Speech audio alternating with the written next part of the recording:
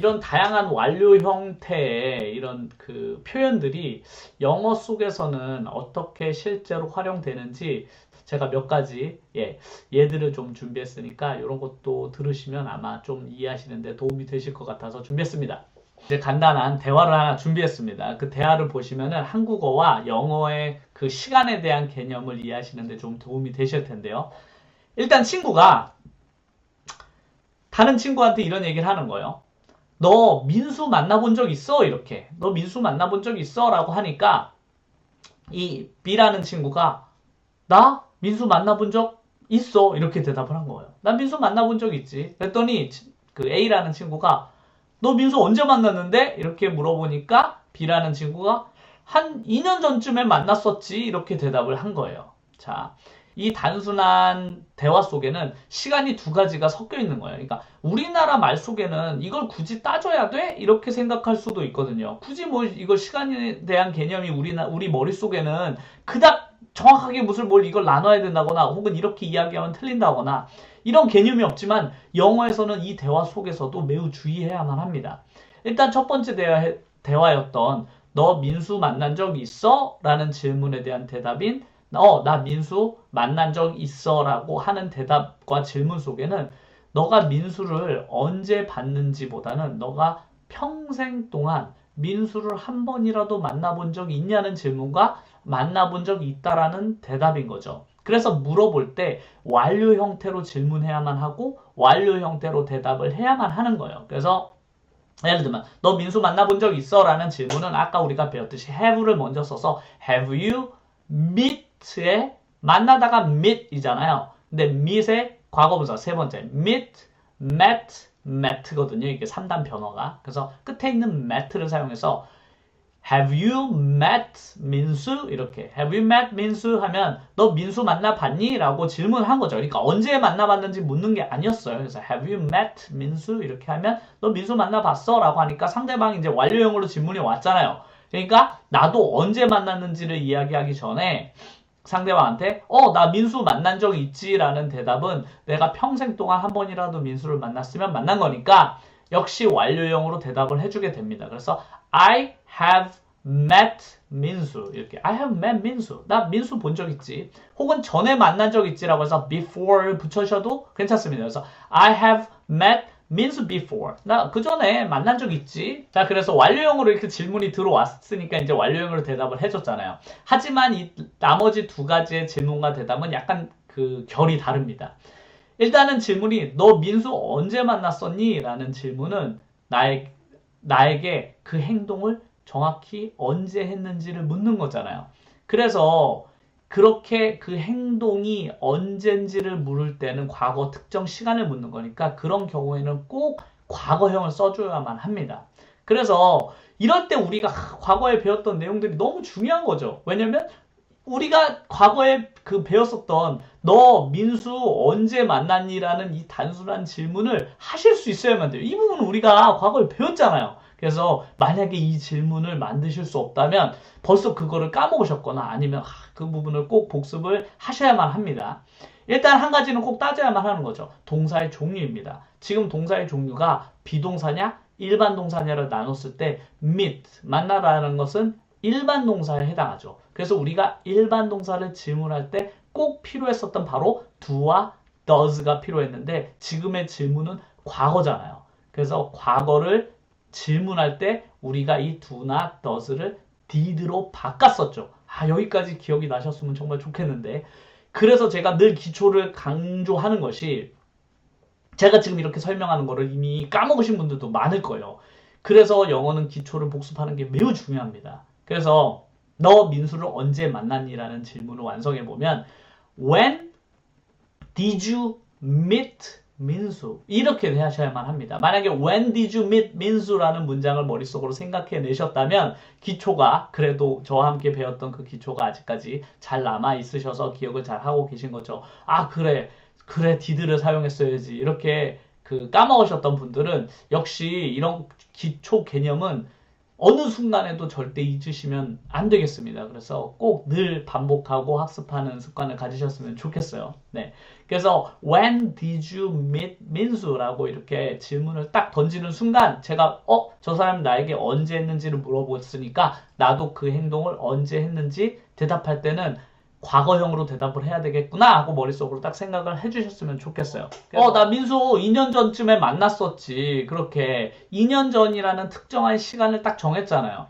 그래서 2년 전이라는 특정 시간을 정해서 이야기할 때는 역시 과거형을 사용해 주시면 됩니다. 그래서 미세 과거형 동사인 met를 사용해서 I met 민수 2 years ago 이렇게 2 years ago라는 정확한 시간을 딱 정해서 대답을 할 때는 역시 이 과거형인 met를 그냥 사용해 주시면 됐었던 거죠. 그래서 I have met 민수와 I met 민수 이 두 가지 문장의 차이를 꼭 이해하셔야만 돼요.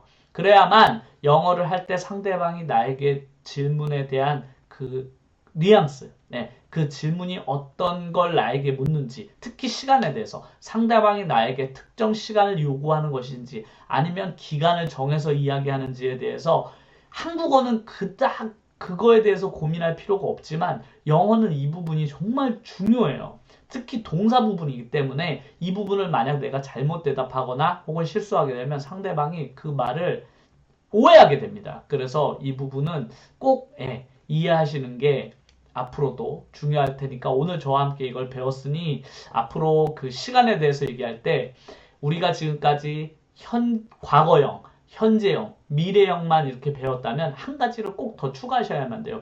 그게 바로 이 완료에 대한 개념입니다. 이 시간을 길게 느려서 정한 다음에 그 안에서 행동을 했는지 안 했는지를 판단하는 이 완료에 대한 개념을 꼭 이해하시는 게 중요할 것 같아서 오늘 그 영상을 한번 찍어봤습니다. 그럼 과연 이런 문장들이 완료형 별로 안 쓰이는 거 아니야? 이렇게 생각하시는 분들도 있을 텐데 이 완료형 진짜로 많이 쓰거든요. 영어에서 정말 많이 써요. 특히 우리가 주로 이제 영어로 누군가랑 대화할 때 이런 뭐 해봤니? 너 뭐 어디 가봤니? 이런 말 진짜로 많이 쓰게 되잖아요. 왜냐면 주로 그런 게 이제 대화의 소재가 되니까 누구랑 이제 처음 만나서 얘기할 때 그런 말을 정말 많이 하게 되니까요. 이 완료형은 진짜로 써먹을 일이 많은데 제가 예문을 몇 개 한번 이제 어떤 경우에 사용되는지 예문을 몇 개 들어볼게요.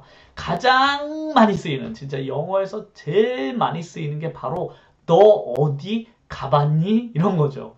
그래서 완료형 문장 중에 가장 빈도수가 가장 많이 사용하는 게 어디 가봤느냐 이런 식의 이야기인데 제가 가봤다라는 동사가 우리가 go를 사용하잖아요. go. 그래서 만약 제가 과거에 일본을 갔었다. 작년에 일본을 갔었다라는 문장을 사용할 때 I went to Japan last year 이렇게 went를 사용하잖아요. 가다의 과거형인 went. 그래서 I went to Japan last year 이렇게 사용하면 되는데 내가 일본에 가본 적이 있다. 언제 갔는지는 중요하지 않고 내가 일본에 가본 적이 있다라고 이야기할 때는 go라는 동사를 쓰지 않고 비동사를 사용합니다.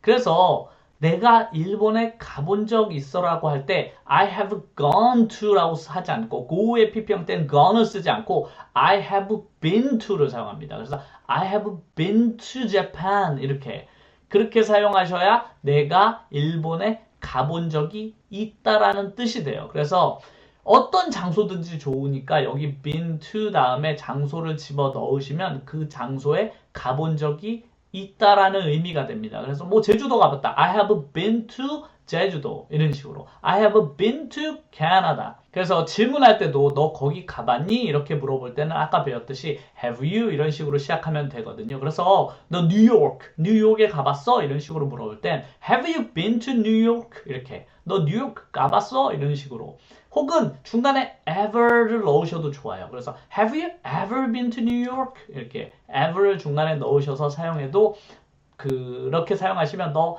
뉴욕에 한 번이라도 가봤니? 이런 느낌이 딱 사니까 ever를 중간에 넣으시는 것도 좋을 것 같아요. 그래서 내가 어느 장소에 가봤다라고 하실 땐 have you been to를 사용하시면 좋을 것 같습니다.